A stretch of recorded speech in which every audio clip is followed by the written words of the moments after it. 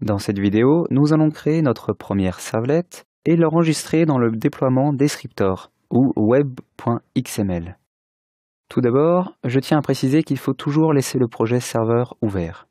Ensuite, vous pouvez fermer ou ouvrir vos projets web sans problème. J'ouvre donc mon projet sur Eclipse et je vais créer un nouveau package.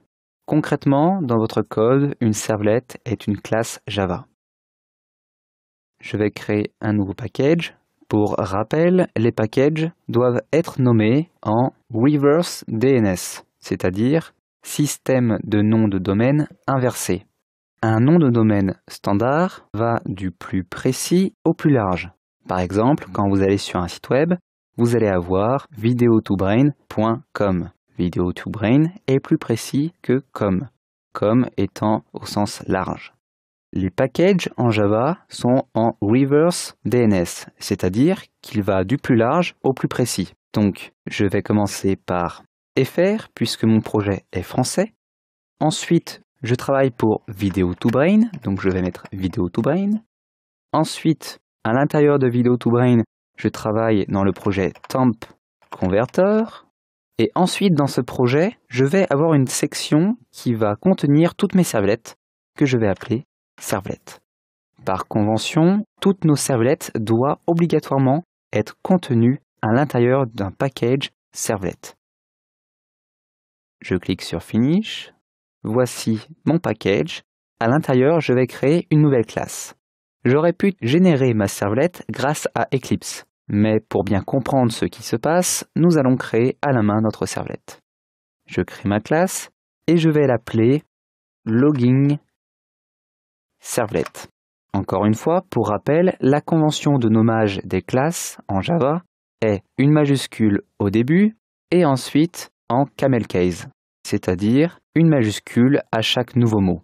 Toutes les servlettes doivent s'appeler de la manière suivante.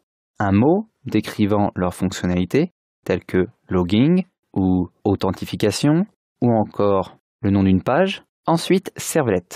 Vous pouvez cliquer sur Finish. Votre classe est générée.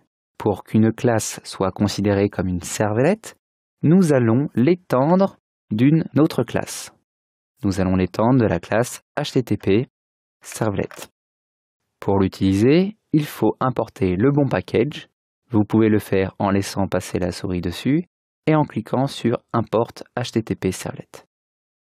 À chaque appel d'une servlet, une méthode est exécutée, la méthode service.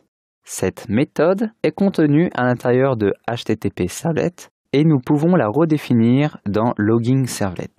Pour redéfinir ou overrider une méthode, vous pouvez faire comme ceci, en faisant un clic droit, Source, Override Implement Method.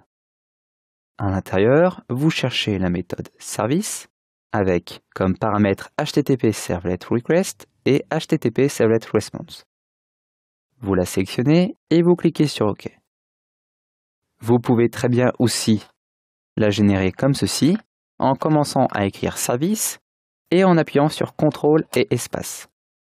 Vous avez deux propositions, service et service, avec des paramètres différents. Je choisis le service avec des paramètres HTTP Servlet Request. Vous pouvez supprimer le contenu de cette méthode et sauvegarder votre servlet. Pour vérifier que notre servlet est bien exécutée et que notre méthode service est bien appelée, nous allons mettre un debug en faisant system out println logging servlet service méthode. Comme ceci, à chaque exécution de cette servlet, nous aurons un message dans la console. Une fois notre servlet créée, il nous faut la mapper, c'est-à-dire l'enregistrer dans le fichier web.xml pour que notre conteneur de servlet puisse appeler la bonne servlet en fonction de la requête. Je vais donc chercher mon web.xml que j'ouvre en source. Je peux supprimer la balise Welcome List et créer de nouvelles balises. Tout d'abord, vous devez créer une balise servlet pour déclarer votre servlet. À l'intérieur de cette balise servlet, vous devez avoir obligatoirement une autre balise servlet name. À l'intérieur, vous devez marquer exactement, majuscule, y compris le nom de votre servlet. Ensuite, servlet class. Vous devez mettre ici le nom du package entier de votre servlet. Ici, ça va être fr.videoToBrain.temp.converter.logging.servlet. Vérifiez bien l'écriture exacte de ces mots. Une seule minuscule ou majuscule oubliée fera crasher votre application. Une fois la balise servlet déclarée, nous devons déclarer une autre balise, servlet-mapping. Cette balise permet de mapper, c'est-à-dire faire correspondre votre servlet avec un URL. Je mets une autre balise servlet name avec le nom de ma servlet et une nouvelle balise URL pattern. Je vais mettre /logging en minuscule. Comme cela, mon conteneur de servlet passera la requête envoyée à travers l'URL /logging vers ma servlet logging servlet. Une fois le fichier enregistré, je clique sur le nom de mon projet et sur Run on Server, je clique sur OK. Ici, je sélectionne bien le Tomcat et je clique sur Next. Puis Finish. Par sécurité, je vais faire Restart Server.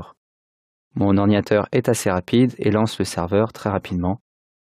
Une page de navigation Eclipse se lance et normalement vous avez une erreur 404 puisque aucune servlet n'est mappée à l'URL /. Par contre, si vous mettez logging, vous allez avoir une page blanche puisque aucune réponse n'a été envoyée de la part de la servlet et notre debug que nous avons mis dans la méthode service. Et voilà, nous avons créé notre première servlet, nous avons implémenté notre méthode service et nous avons mappé notre servlet avec le déploiement Descriptor.